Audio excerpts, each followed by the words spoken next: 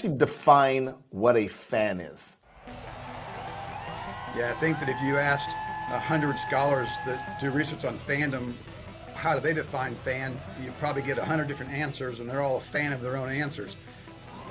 So I think that from my perspective, I would say a sport fan is somebody who simply has some level of interest in a sport, in a team, or in a player.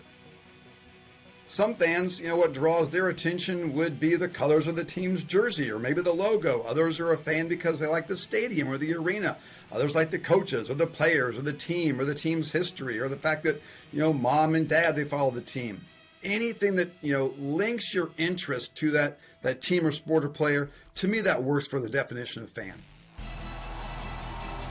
What about sports makes us even care about them? What makes us fans? Fandom has the ability to help meet basic psychological needs. There are things out there that we need as individuals to sort of operate and be successful in society. And fandom, from the perspective of sport, helps us do that. So first of all, one very powerful need that we have is the need to belong. If you are a fan of your local sports team or maybe a very popular sport, you're going to feel like, you fit in, like you're a part of the in crowd. But at the same time, another powerful need that we have is the need for distinctiveness. We don't want to fit in and be just like everybody else. We want to be unique and special in some way. So what we also find is that fans, sure, they'll follow a local team, but they'll also perhaps follow a distant team or an unusual team to kind of give them that edge, just to be a little bit different from their friends. So as you're watching your favorite team, what is transpiring in our minds during a win or loss? Well, it really depends on if you're winning or you're losing. If the fans watching their team lose, what's going on in the mind psychologically is they're basically trying to figure out how they're going to cope with that team's losing. They're already building in their excuses as the loss is acquiring and happening in real time. You are a factory of sadness!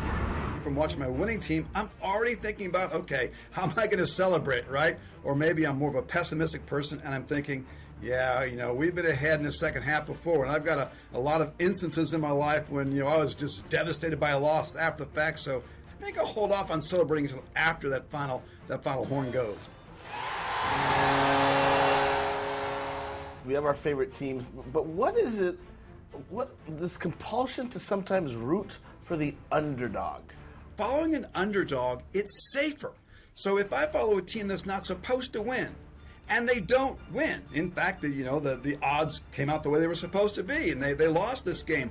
Well, then I can very easily say, well, we were supposed to lose. We weren't supposed to win anyway. I'm not out anything in terms of my self-esteem or my ego. But if that team wins, if they pull off an upset and they're successful, how much sweeter is that victory? You are a factory of happiness!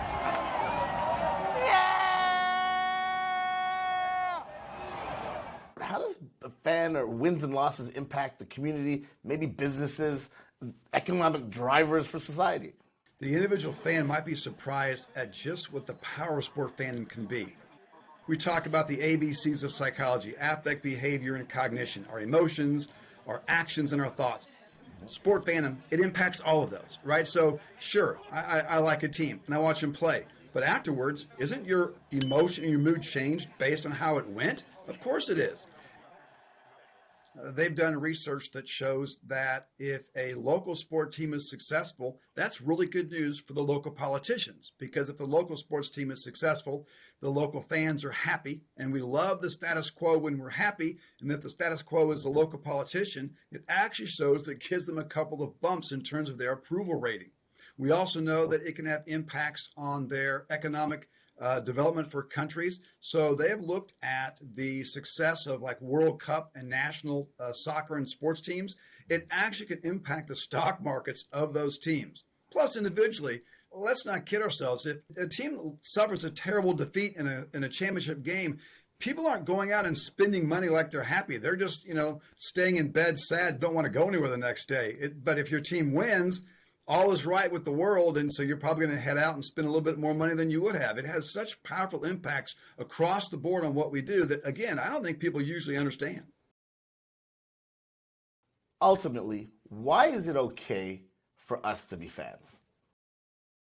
Every year or so, I teach a class, The Psychology of Sports Fandom, and it fills quite often. And you would think it would be filled with sports fans. Sure, most of the people in that classroom that take that class are sports fans, but every year, about 15 to 20% are non-fans. And they're sitting in that classroom trying to figure out, what am I missing? Why are all my friends so wrapped up in this stuff? And I just, quite frankly, don't get it. The reason that I suggest that people become sports fans is similar to the reason I would suggest that people become actively interested in any pastime. It brings with it advantages. It's a social activity. 1, 2, 3. You're going to feel connected to your friends. You're going to feel connected to your peers. You're going to feel connected to your university or your community.